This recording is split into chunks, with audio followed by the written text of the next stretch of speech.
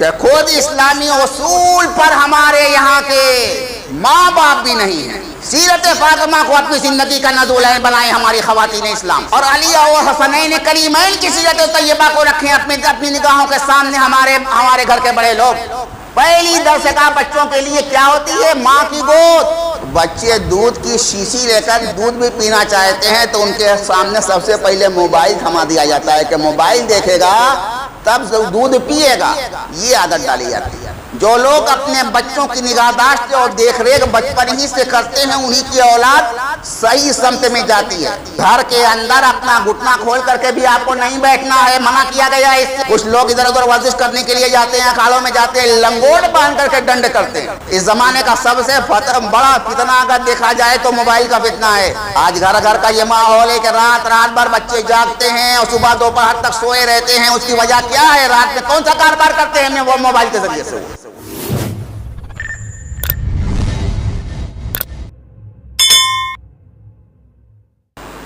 اللہ کے رسول صلی اللہ تعالیٰ علیہ وسلم نے خاندان کے ہر بڑے شخص پر، گھر کے ہر بڑے کے اوپر ایک بہت بڑی ذمہ داری رکھی ہے. وہ ذمہ داری ہے اپنے گھر کے لڑکوں اور لڑکیوں کے اوپر نگاہ رکھنے کی. اللہ کے رسول فرماتے ہیں کلکم راعٍ وکلکم مسئول عن رعیتہ.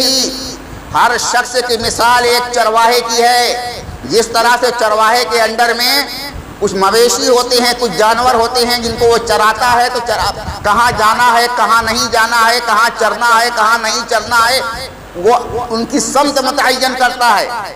اسی طرح سے گھر کا جو سب سے بڑا انسان ہوتا ہے، چاہے وہ باپ کی شکل میں ہو یا دادا کی شکل میں، اس کی کچھ مخصوص ذمہ داریاں ہوتی ہیں کہ وہ اپنے گھر کے بچوں اور بچوں کے اوپر اس بات کی نگاہ رکھے کہ ہم گھر کے بڑے ہیں تو بڑے ہونے کی حیثیت سے ہمیں یہ دیکھنا ہوگا کہ ہمارے گھر کے بچے اور بچیاں صحیح راستہ ہو، صحیح سمت اختیار کر رہے ہیں یا بہراروی کے شکار ہو کر کے منچاہے انداز میں جو چاہتے ہیں کر رہے ہیں.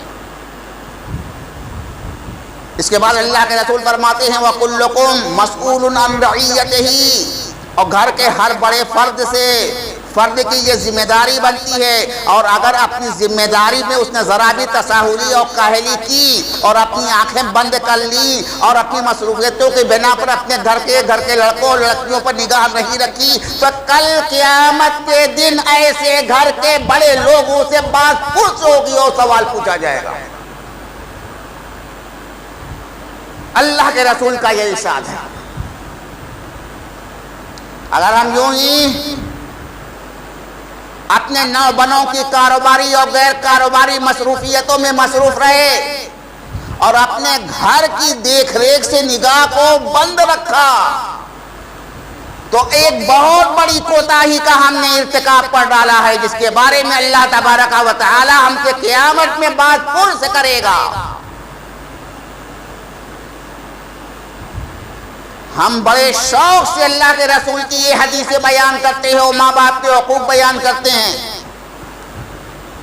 کہ ماں کے قدموں کے تلے جنت ہے اور باپ جنت کا دروازہ ہوا کرتا ہے.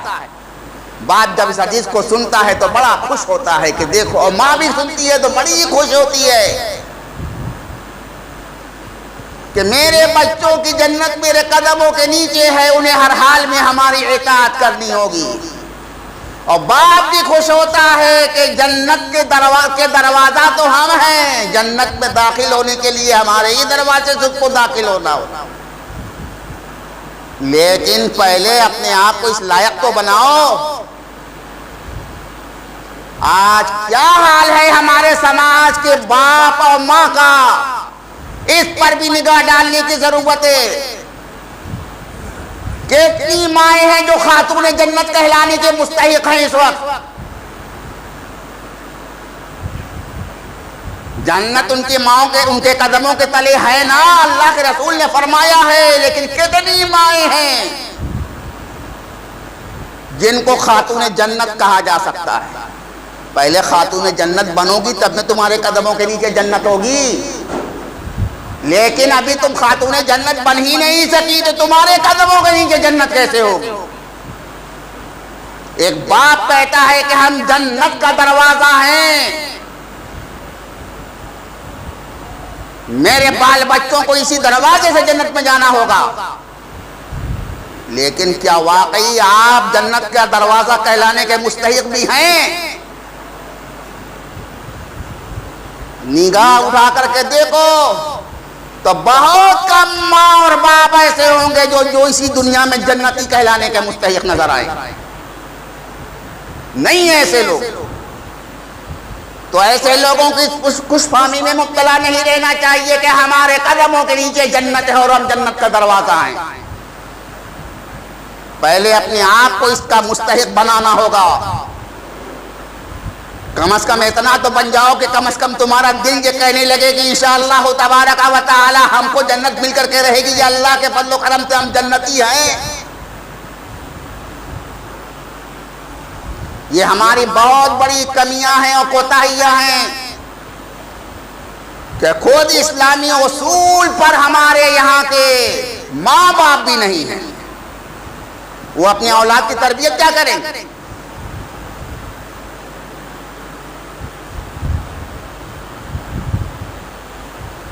اگر اچھی ماں بننا ہے تو سیرت فاطمہ کو اپنا آئین بنا لو۔ اقبال کہتے ہیں بطول باش و پنہاش و ازیات کہ شبگیرے تو آگوش وگیری۔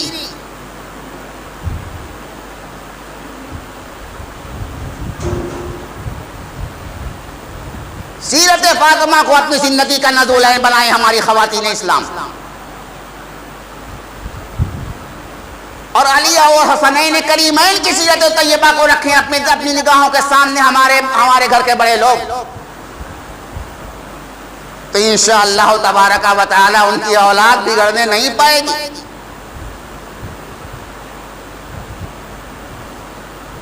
ماں کی گود بچوں کی تربیت کے لیے پہلی درسگاہ ہوتی ہے۔ پہلی درسگاہ بچوں کے لیے کیا ہوتی ہے؟ ماں کی گود۔ اگلے زمانے میں مائیں اپنے بچوں کو جو لوریاں بھی دیا کرتی تھی تو اللہ اور اللہ کے رسول کے نام سے دیا کرتی تھی۔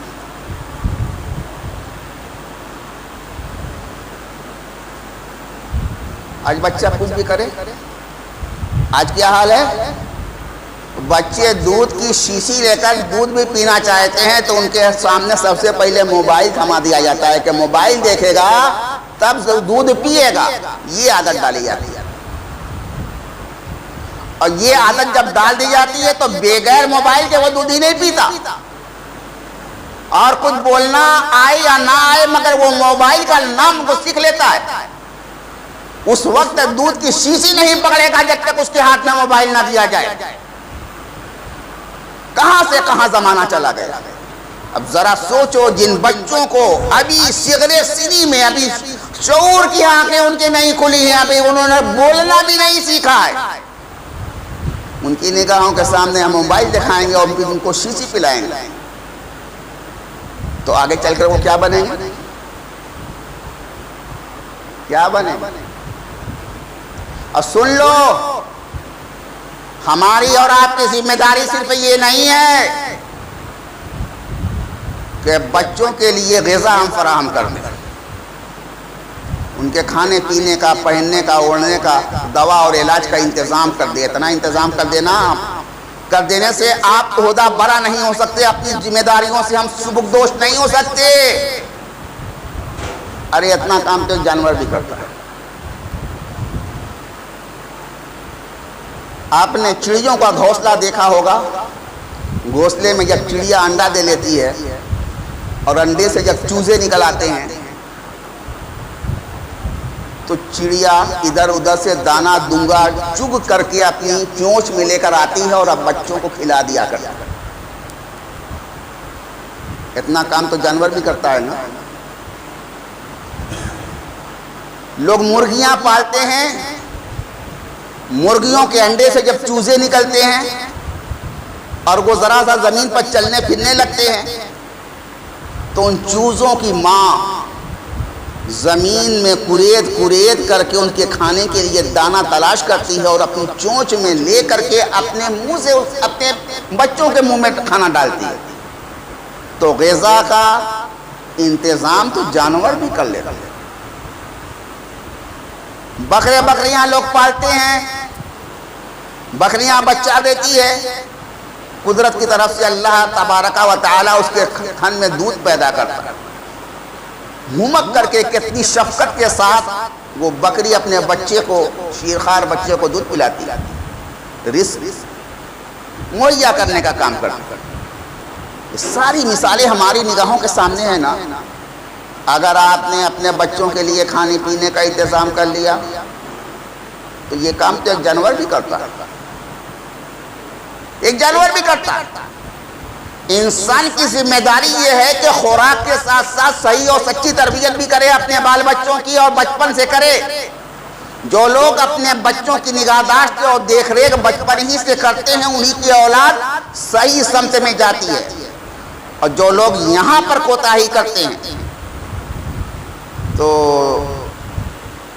اولاد کے بارے میں کچھ نہیں کہا جا سکتا کہ وہ کہاں جائے گی۔ مولانا روم فارسی زبان کے بہت بڑے حکیم وقت، ولی اللہ، فلسفی شاعر ہوئے ہیں۔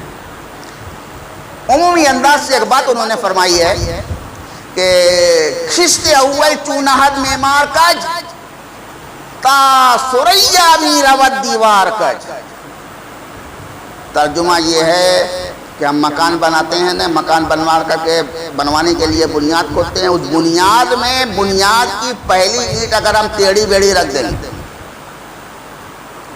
تو اس کے بعد اس اینٹ کے اوپر ہم چاہے کتنی اونچی عمارت بنا دیں، دبئی کا خلیفہ ٹاور بنوا دیں، کچھ بھی بنوا دیں، وہ عمارت بنیاد سے ٹیڑھی ہی رہے گی۔ کہتے ہیں اوجے سوریا تک ہم بڑے ہی اپنی عمارت کو پہنچا دیں لیکن اس کی بنیاد ٹیڑھی رہے گی، اس لیے کہ اس کی خشت اول ٹیڑھی رکھی گئی۔ تو اسی طرح سے بچوں کی تربیت کے سلسلے میں پہلا کام اگر ہم نے غلط انداز سے کر دیا تو وہ بچے جیسے جیسے بڑے ہوتے جائیں گے ان کا قدم صحیح راستے پر پڑنے کا امکان نہیں ہے الا ماشاء اللہ۔ ہم کو ضرورت اس بات کی ہے کہ اپنے بچوں اور اپنے بچیوں دونوں کی نگہداشت کریں، صحیح طور پر نگہداشت کریں، اور جب بچہ بولنا سیکھ لے تو اچھی بات بولنا اس کو سکھائیں۔ لاڑ پیار میں بچوں کو شروع میں بگاڑا جاتا ہے۔ اگر وہ کوئی الٹی پلٹی بات بولتا ہے تو لوگ خوش ہوتے ہیں، نہیں، خوش نہیں ہونا چاہیے، یہ سمجھانا چاہیے نہیں، گندی بات ایسا نہیں کہتے۔ اگر غلط بات بول رہا ہے تو اسی وقت اس کو روکیے، بھئی یہ نہیں، یہ گندی بات ایسا نہیں بولتے، اچھی بات سکھائیے، یہ نہیں کہ خوش ہو رہے ہیں۔ اور گھر کا جیسا ماحول ہوتا ہے اسی ماحول میں بچے ڈلتے ہیں۔ اگر ہمارے گھر میں سیرت و کردار کی پاکیزگی ہے، رکھ رکھاؤ ہے، وفاداری ہے، اچھے انداز سے ہم اپنے گھر کے اندر اپنا وقت گزارتے ہیں، ہمارے اندر عریانیت نہیں ہے، بے پردگی نہیں ہے، بیرا روی نہیں ہے، تو انشاءاللہ تبارک و تعالی وہی اچھا طریقہ بچے سیکھیں گے۔ اگر گھر کے اندر بے پردگی ہے، عریانیت ہے، پردے کا خاص انتظام نہیں ہے، سلیقہ مندی نہیں ہے، پھوہڑ پن ہے، اللہ کے رسول صلی اللہ تعالیٰ علیہ وسلم نے گھر میں رہنے کے جو طور طریقے بتائے ہیں اس طریقے کے مطابق ہم اپنے گھروں میں نہیں رہتے ہیں، بلکہ من چاہے انداز سے اپنے گھر کو صرف اپنا گھر سمجھ کر کے جیسے چاہتے ہیں پورا طریقے سے رہتے ہیں، تو ظاہر سی بات ہے کہ بچوں کی نفسیات پر پہلا اثر جو پڑے گا وہ آپ کی ان بری عادات کا پڑے گا، بری عادتیں سیکھیں گے۔ پرانے زمانے میں گھروں میں عورتوں کے رہنے کا انداز یہ تھا کہ سروں پر دوپٹے ہوتے تھے، ڈھیلا ڈھالا لباس زیب تن کیا کرتی تھی خواتین، پورے طریقے سے اپنے آپ کو محفوظ رکھتی تھی، کپڑے سے اپنے آپ کو ڈھک کر کے رکھتی تھی، اور اپنے گھر کے بڑوں کے سامنے اگر جانا ہوتا تھا تو اپنے گھونگھٹ کو اور گرا لیا کرتی تھی، ان کے سر کے بالوں کو نہیں دیکھا جاتا تھا، اور خاص طور سے اگر اذان کا وقت ہوتا تھا ان کے کانوں سے مسجد کے اندر سے آواز، اذان کی آواز سنائی دیتی تھی تو فوراً اپنے سروں کو کے آنچل کو اور درست کر لیا کرتی تھی۔ یہ دیکھا گیا ہے، لیکن اب اس چیز کا اہتمام کتنا ہے؟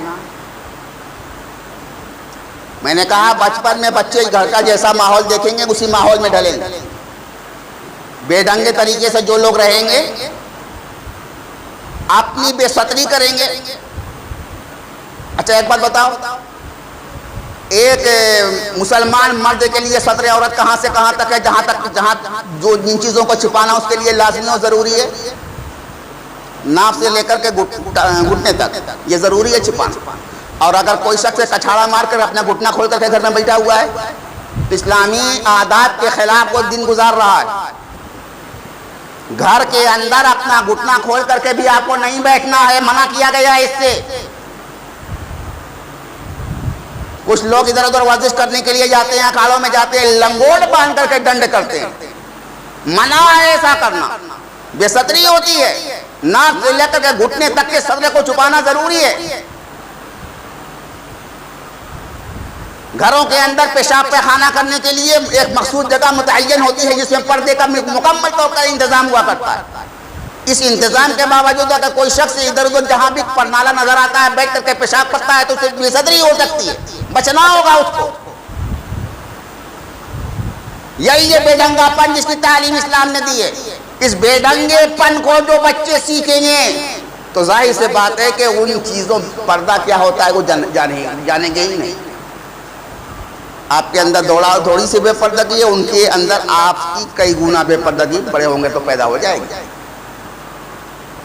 تو اسلام نے جو تعلیمات و ہدایات ہم کو عطا کی ہیں ان پر عمل کرنا اور چھوٹے چھوٹے بچوں کو بھی سکھانا ضروری ہے. اس سے ہم بڑے لاپرواہ ہیں اور کوئی ان چیزوں پر نگاہ ڈالتا بھی نہیں. یہ بڑی ضروری چیزیں. اب بچہ ذرا سا بڑا ہو گیا، بڑی شفقت بڑے لاڈ پیار کے ساتھ آپ نے ان کو پالا. بچے کو اب اسکول جانا ہے، اسکول جانے کے لیے آپ ان کو کہاں بھیجیں گے؟ اگر آپ کا پاس پیسہ اچھا خاصا ہے تو سینٹ میری اور سینٹ جانس میں بھیجیں گے، بڑے سے بڑے سن بیم میں بھیجیں گے، بڑے سے بڑے اسکول کا انتخاب کریں گے اچھی فیس دے کر کے ان کو بھیجنے کے لیے. لیکن وہ پڑھیں گے کیا پڑھیں گے؟ اگر کرسچین اسکول میں مشنری چرچ کے ماتحت چلنے والے اسکول میں آپ بھیجیں گے تو وہاں وہ مسیحیت کی تعلیم، عیسائیت کی تعلیم لے کر کے آئیں گے. ہندوؤں کے مخصوص بڑے بڑے اسکولوں میں بھیجیں گے، ہندو دھرم کا اتہاس لے کر کے آپ کے گھروں میں آئیں گے. رام لکشمن اور سیتا کی کہانی تو وہ جانیں گے لیکن محمد رسول اللہ کی کیا سیرت ہے اس سے وہ ناواقف اور نابلد رہیں گے. کتنے لڑکے ہیں جو وہ بڑے ہو چکے ہیں، ان سے پوچھو گے تو تم کون ہو؟ ایک سوال کرو تم کون ہو تو ابا اماں کا نام بتائیں گے. ہم انسان ہیں، ہم یہ ہیں وہ. بہت کم بچے آپ کو ملیں گے کہ آپ پوچھو کیوں تم کون ہو تو وہ کہیں گے کہ ہم مسلمان ہیں. یہ سیدھا سادہ جواب ان سے کیوں نہیں بنتا ہے؟ اس لیے کہ یہ سکھایا ہی نہیں گیا. اگر آپ مدرسوں میں بھیجیں گے تو مدرسے کی پہلی تعلیم یہی ہوگی کہ مولوی صاحب یہ بتائیں گے کہ تم مسلمان ہو. وہ تم کو کلمہ طیبہ پڑھائیں گے، 6 کلمہ کی تعلیم پہلے ہی دے دیں گے. بہت سی دعائیں بتائیں گے، نماز پڑھنے کا طریقہ بتائیں گے، وضو اور غسل کے فرائض کیا ہے وہ بتانے کے بعد پریکٹیکلی عمل کرائیں گے آپ کو. بچہ درجہ 5 تک پہنچتے پہنچتے اسلام کی اہم اور بنیادی اور اساسی تعلیمات سے بڑی حد تک باخبر ہو جائے گا. اب اس کے بعد آپ کو جس لائن میں ڈالنا ہے اس لائن میں ڈال دیجئے، کوئی منع تھوڑی کرتا ہے. لیکن اسلام کی جو بنیادی تعلیمات ان تعلیمات سے اگر ہمارے بچے ناواقف رہیں گے تو ظاہر سی بات ہے کہ سب کچھ وہ کچھ بھی نہیں جانیں گا. وہ ستیہ نارائن کی کتھا تو جان جائیں گے کہ یہ ہے، لیکن اسلام کیا ہے وہ نہیں جانیں گے. تو میرے عزیزوں اور بھائیوں، اپنے بچوں کو سب سے پہلے اسلامی تعلیمات سے آشنا کرنے کی ضرورت ہے. اس میں اگر ہم لاپرواہی کریں گے، اپنے بچوں اور بچیوں کو ان تعلیمات سے بیگانہ رکھیں گے اور ایسے اسکولوں اور کالجوں میں ہم بھیجیں گے جہاں کوئی ایجوکیشن ہے، مخلوط تعلیم ہے، یعنی لڑکے اور لڑکیاں ایک ساتھ پڑھتی ہیں، تو اس کے نتائج ہمیشہ برے آئیں گے اور ہمیشہ برے آئیں گے. چھوٹے چھوٹے بچے ہیں 3-4 تک آپ ان کو جو ہے ایک ساتھ پڑھا سکتے ہیں، لیکن جیسے ہی ان کی شعور کی آنکھیں کھلنے لگی اور بچے بڑے ہو جائیں تو ان کی تعلیم ایسی تعلیم گاؤں میں نہیں ہونی چاہیے جہاں لڑکے اور لڑکیاں ایک ساتھ تعلیم حاصل کرتے ہیں۔ یہ تعلیم ان کو اسلام نہ جانے کہاں لے کر کے چلی جائے گی۔ یہ چند بنیادی باتیں ہیں جو میں آپ کو عرض کر رہا ہوں، اور جب بڑے ہو جائیں تو ان کو اور زیادہ سمجھانے کی ضرورت ہے، ان پر نگاہ رکھنے کی ضرورت ہے۔ اس زمانے کا سب سے بڑا فتنہ اگر دیکھا جائے تو موبائل کا فتنہ ہے۔ سوشل میڈیا اس وقت بہت بڑے فتنے کا سبب بن چکا ہے۔ جہاں تک ہو سکے اپنے بچوں کو اور بچوں کو ان چیزوں سے دور رکھو اور سمجھا دو کہ بھئی ایسا ہے کہ یہ اچھی چیزیں نہیں ہیں، تمہارے جو کام کی چیزیں ہیں بس انہیں تک اپنے آپ کو اپنا تعلق رکھو۔ آج گھر گھر کا یہ ماحول ہے کہ رات بھر بچے جاگتے ہیں اور صبح دوپہر تک سوئے رہتے ہیں۔ اس کی وجہ کیا ہے؟ رات میں کون سا کاروبار کرتے ہیں وہ موبائل کے ذریعے سے۔ وہ ظاہر سی بات ہے کہ اپنے شوق کی ایسی چیزیں وہ دیکھتے اور سنتے اور رابطہ قائم کرنے رہتے ہیں جو ان کے لیے مصیبت پیدا کر سکتی ہے۔ اس لیے اللہ کے بندو ان چیزوں سے باز آؤ، دین کی طرف لوٹو۔ دین ہی ہمارے لیے دنیا کی کامیابی کی بھی شاہ کلید ہے، اور دین ہی ہمارے لیے آخرت میں بھی نجات دلانے والی سب سے اہم چیز ہے۔ دین سے بیگانگی ہم کو ہر چیز سے بیگانہ کر دے گی، اور ہمارے لیے ذلت و رسوائی کا سبب اس دنیا میں بھی بنے گی، اور آخرت میں بھی اللہ کا سخت محاسبہ ہوگا اور باز پرس ہوگی۔ ان چیزوں سے بچنے کے لیے بہت ضروری یہ ہے کہ بچپن ہی سے اپنے بچوں کو صحیح تربیت کی جائے، اور جب بڑے ہو جائیں تو عین وقت پر ان کی شادیاں کر دی جائیں۔